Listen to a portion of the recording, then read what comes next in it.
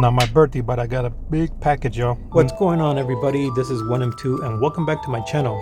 So what you're seeing right now is me unboxing a subwoofer that I have purchased from a company's website called woofersetc.com.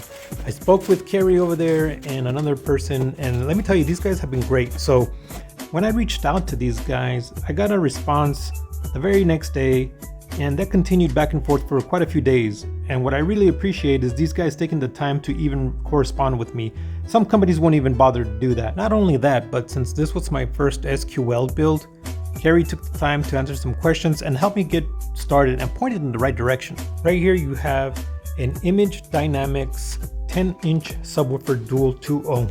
Alright, so what I'm going to do is take this 10-inch subwoofer and it's going to be built as an infinite baffle into that chaser over there. This will be my first SQL build. Not only that, it's also going to be the first time I try building an infinite baffle setup.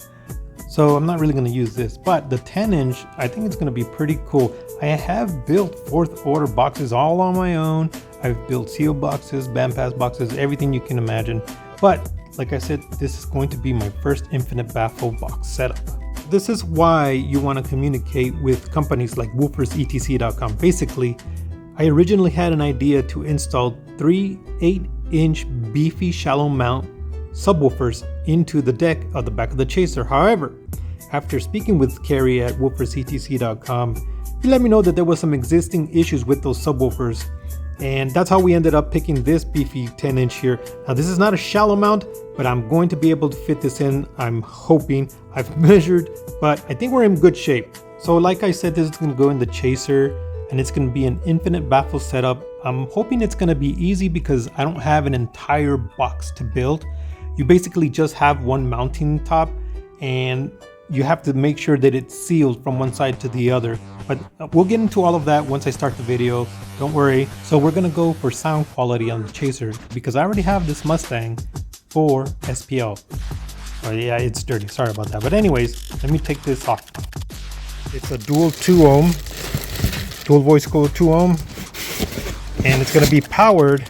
I don't think I've shown you all this, but it's going to be powered by this Sundown Audio SAE V3 1500. I haven't decided what I'm going to run it at. Score.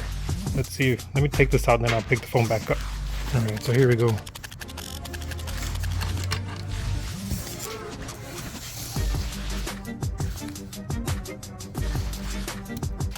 When it comes to subwoofers, I'm very picky. I'm not a super duper like crazy ass bass head, but I do like my bass. But this one is going to be more for SQL. So we're going for sound quality versus SPL. So there it is, guys, a 10-inch for the chaser and another project to add to my list. Never mind you, I need to take apart the engine for the Mustang and get that started. Good thing is that it's cooling down. I'd like to say thank you to Corey and Carrie over at woofersetc.com. My followers, if you guys are looking for any car audio, check out their website, woofersetc.com. And remember to come back to check out the install video. And as always, thank you for watching. And please remember, it ain't yours till it's custom. Peace.